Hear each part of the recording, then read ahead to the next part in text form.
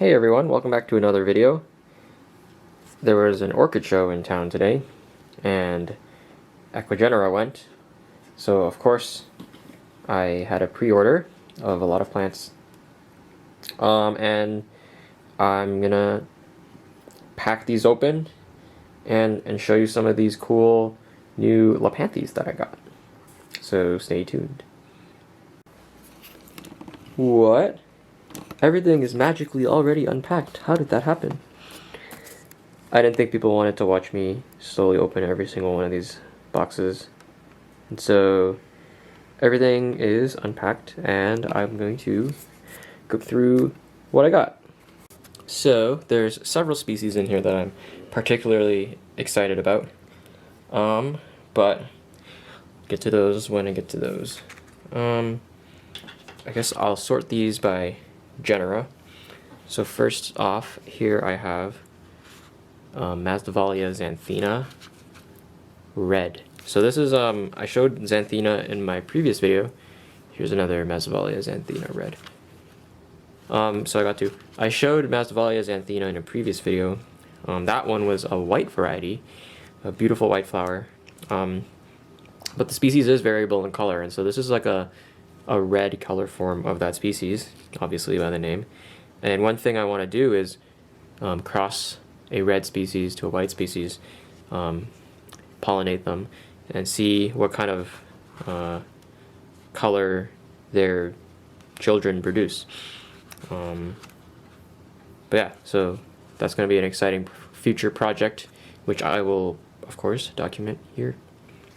So Masdevallia xanthina. And of course, let me find these. Going off of my obsession with Masdevallia xanthina, I got just another garden variety Masdevallia xanthina. See how small this plant is, it's very adorable. And then this one is Xanthina subspecies pallida. I don't actually know what this looks like because there's not very many good resources about this on the internet. So be excited to see what this plant looks like when it blooms out. Put this aside. So there's my four Masdevallia xanthinas. This next one is the last Masdevallia I got, and it is really adorable because of how small it is. This is Masdevallia citronella. But I mean, here's my thumb. I don't particularly have big hands, and this plant is a lot smaller. So very cute Masdevallia. So those are all the Masdevallias I got. The rest is Lepanthes, because you can never have too many Lepanthes. Let's start with this one here. Unfortunately, nothing is in bloom, so you're not going to be able to see any flowers, but got Lepanthes scancer. Looks pretty good. There's a lot of leaves on this plant, and so with these kind of fresh imports, something I usually do and I learned from a friend is called the shake test. These things have been in transportation for maybe close to a week, maybe even over a week. That's why sometimes they arrive pretty rough. But what you can do is, just go like this, give it a little shake. If the plant is not in good condition, it will essentially lose all of its leaves when you do this. This is pretty good, so happy with that. Lepanthes scancer. Of course, I'll do a follow-up video when these things all start settling in. Okay, I think I got two of these. Here we go. These are Lepanthes caprimulgus. These ones, again, shake test. They're pretty good. These leaves are a little bit more succulent, so they probably hold more water than some of the other species. This one here, however, is producing a ton of keikis, so I hope they will warm up to my environment, and I can separate those and grow some new plants from them. So two Lepanthes caprimulgus. And I should mention my purpose of getting two is so I can breed them, because they don't seem to be very self-compatible. Some of them are, but the ones that I get 2 of, I'm specifically trying to breed. Okay, here's another one I got 2 of. This is Lepanthes d'Alessandro. Again, very good looking plants. There's a lot of moss here, which I will remove soon. But these leaves, again, are a little more turgid or succulent, and so maybe that's why they do a little better in transportation than some of the thin leaf stuff. But yeah, these plants look really great. Very happy with how they are. Okay, this next one, I'm particularly excited that it came in good condition because it was a little bit more expensive. I only got one. This is Lepanthes peruviana. And so just looking at it foliage-wise, it looks a lot like Lepanthes cloacei. So I'm going to assume it kind of grows very similarly, where it has a very, very long inflorescence, which is, of course, sequential or successive. But this is Lepanthes peruviana. Again, pretty good quality of leaves. It doesn't look like this one lost any leaves, because you can kind of count the number of petioles there are. Okay, I'm trying to power through this because otherwise this is going to be a really, really long video. This one is something I wasn't intending on getting, but Ivan at the Ecuagenera booth was very convincing.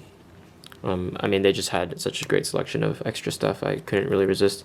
It's Lepanthes territipetala. And there's a couple buds on there, which is awesome. Again, this has like kind of like more succulent leaf, so probably why it's not as dried. Here's another one that I wasn't initially in my order, but I've been looking for it for a while, and it came up. So Lepanthes pulchella.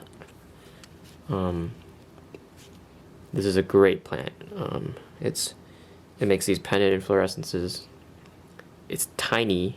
Again, here's my thumb. It's super tiny. The flowers just look really awesome.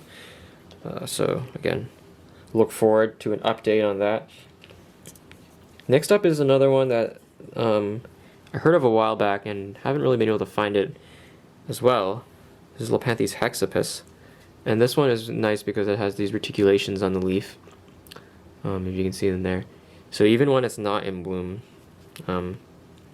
it's a very pretty plant. So here's Lepanthes hexapus. And then what's the last one I got impulsively? There we go. This one is Lepanthes australensis. Here's how you spell it. Lepanthes australensis. Again, this is another like succulent leaf one, so probably why it's doing okay. I don't know what this super thick thing here is. It kind of feels like an inflorescence, but it's like mighty thick. I don't know if you can tell. Compared to see the dried inflorescence beside it. I don't know if this is an inflorescence. So it'd be cool to see what this thing ends up growing into. Could be a keiki as well. But yeah, Lepanthes australensis. Okay, just a couple more to go. This one I'm very, very excited for. This is Lepanthes uxoria. If you know the species, you know that it's super floriferous, super adorable leaf. See this big round leaf, and they bloom on the underside of the leaves. So you might look at it and say, "Oh, like nothing's really happening," and turn it around, and it's like, oh, flowers in your face. So really awesome species. Okay, we got 4 more. Here's Lepanthes. Oop, here's the male. Here's Lepanthes pelvis. This one's also in bud here. But yeah, this one's got really thin leaves, but it managed to not really dry out too much. I think I lost maybe, here's one leaf that probably fell off from shipment, but it's okay.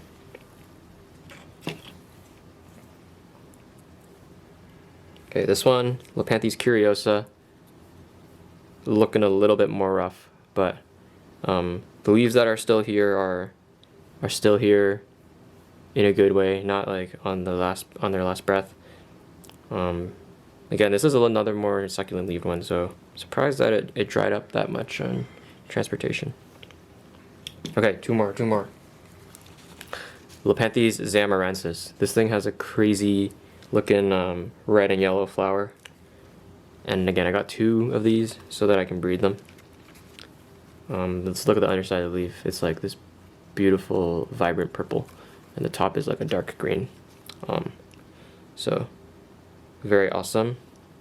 I think these do get like on the medium size for Lepanthes. And then finally here I have Lepanthes dactylopetala. And again, I got 2 of these. These also, I didn't realize they have reticulations on their leaf too. You can see, let me see if I can. They're not as prominent as like in Hexapus. Oh, you see there? Those beautiful markings on the leaf. So that's just another plus to this species. Before it even flowers. So what are some of the next steps? What am I gonna do now?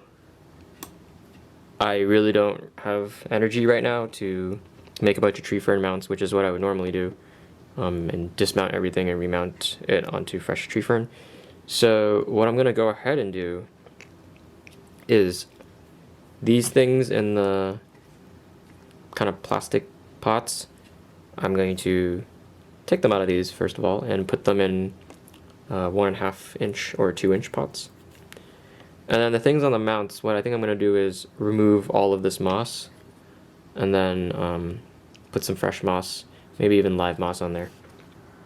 So this much moss is sometimes okay in conditions where things can like dry out really fast, or if it's like acclimated to this kind of environment. I think sometimes it's okay. My environment is not good for this, because what happens is this will never dry, and then all the roots will rot. It'll never be aerated, and so I'm gonna strip all this stuff off, and I'll show you maybe 1 or 2 examples of that so you can see the process, and then the rest will magically happen because that's how it goes. Alright, so I've got my supplies. I'm going to show you what I do with one mounted one and one potted one. I'll start with the potted one. I really wanted to do this one because it's so cute. Masdevallia citronella. It will be going into a little square pot. So I think that's a decent size, not over potted. So what I'm first going to do is you have to get rid of this tape that's holding this pot into this like tight position. So I'm going to pull out this little hook they use to keep it safe during transport as well. And get my little scissors here. Do snippity snip. And then this whole big moss ball comes out. Actually, it's not really clear. There you go. And now is the important time to really clean up the roots, and to make sure there's nothing weird going on in here. So what I like to do first is pull away all this moss. And see, I just lightly misted this earlier, so this inside stuff is still pretty dry. So I'm gonna dunk this in my little water bath here, just to let that moss soak up some water and loosen up a little bit. Give it a little squeeze to encourage it to take up some water. Meanwhile, let's do a mount. Let me just grab a bag to throw this into the trash. Okay, got a little cutie patootie Lepanthes pulchella here. And gonna be honest, I really don't like this white thread that they use. I think I ranted about it a while ago in like an old video about mounting things, but really don't like when use way too much material to mount something that really doesn't need it. And so all this stuff here doesn't need to be here. The plant is still attached to the mount, so I can feel it. I'm going to keep it on this mount, so I'm going to be a little more careful not to rip it off. So I'm going to use these little things called tweezers and just very gently pull little bits of this stuff away until I start seeing some Lepanthes roots. Okay, so see that? That was largely just like fluff that was on top. And now there's a bigger piece here. And, oh, there we go. So this is attached to the mount. You know, if it were me on a more energy high day, I would probably go ahead and yoink this thing off, make a tree fern mount and put it on. Because I'm a little bit tired today, I'm gonna leave this guy here. And you see there's a little bit of moss here as well. Maybe I can zoom in. Trying to do this on the camera is kind of tough. But see there's a little bit of moss here I want to get rid of.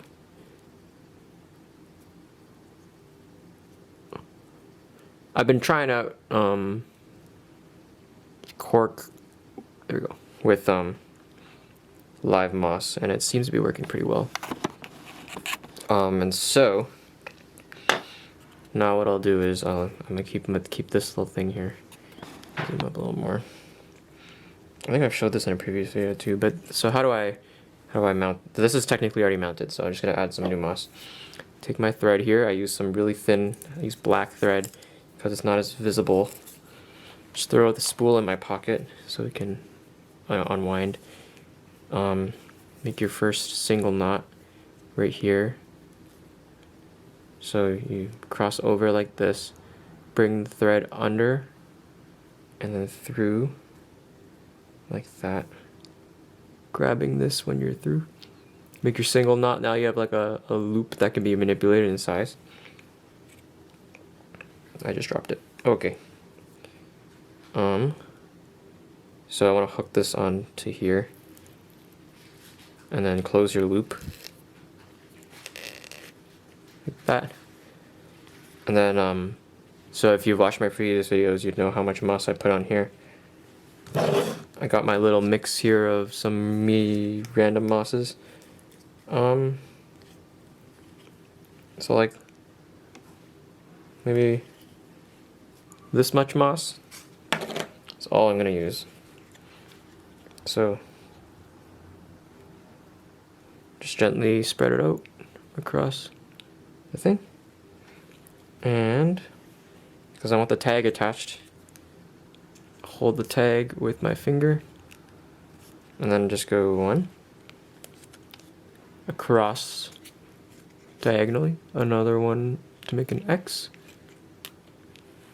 and then I just go one on the top and one on the bottom, and hook this hook this into there, and then I do one circle, so that's a single knot. I do a second circle, so now it's a double knot. And I mean, usually I'll do a triple knot, but I think this is fine. This plant is already attached, so there's really no need to really, I mean, this is kind of overkill even. I could have done probably just two, but anyways, I cut. And we're good. So this guy's done. Again, this mount is probably too big too, because this I mean, look how small that plant is. It'll take probably like a couple years to cover the mount, but anyways, that's generally the premise. Okay, our buddy is probably done soaking over here. I'm also gonna use this time to clean up some of this stuff. Got this inflorescence here. I want to cut that off, so. Oh, this other one. Oop. I'm scared this is gonna be a leaf. Okay, I might have cut into the leaf, but anyways, so these are gone. This moss down here is now like more hydrated than before, so what I can do now is take my little tweezers, just pull away any like old moss. And so I don't actually know how old this moss is, and so it's better, because I'm gonna pot this, it's better to just keep it fresh. But you see a lot of this moss is like kind of hard to tell if it's even moss, because it's so compacted. Because as it gets old, that's kind of what happens, I feel like, especially when the roots grow in around it. But see, is this a moss or is this a root? I think this is moss. So yeah, that was moss. Wait, I thought it was a root for a second. But anyways, you see how the roots are getting a little more loosey-goosey on me. There we go. Another piece of moss there. I'm gonna zoom out because it's hard to see on my own.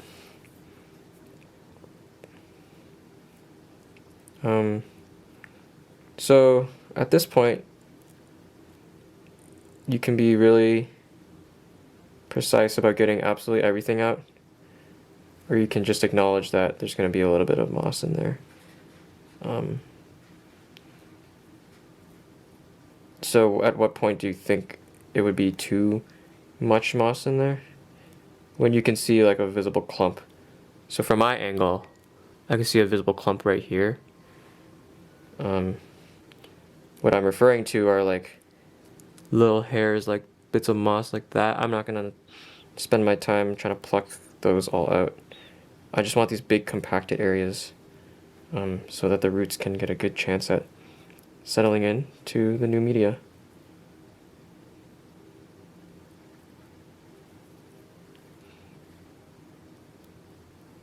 Just like, it's pretty good. I think just here, there's another thing. You see this motion I'm doing with the tweezers, just like this little pull motion. If you feel resistance, it's likely a root. So I'd just be a little more cautious. I've done this a lot, so I kind of know. But the first time, some pieces of sphagnum can be more tightly in there.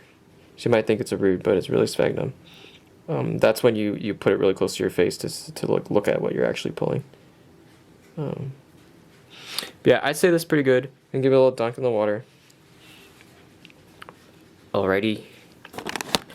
Okay, time for the fun part, potting it up. Get your pot. Get some sphagnum and just loosely enough to fill the pot. This is gonna fill the pot. You see? And so because you're gonna put a plant in there, you don't want to put more than will fill the pot, otherwise you're gonna kill your roots. I did make a video on sphagnum moss if you want to go watch that. I think I talk about it there. But anyways, plant into here,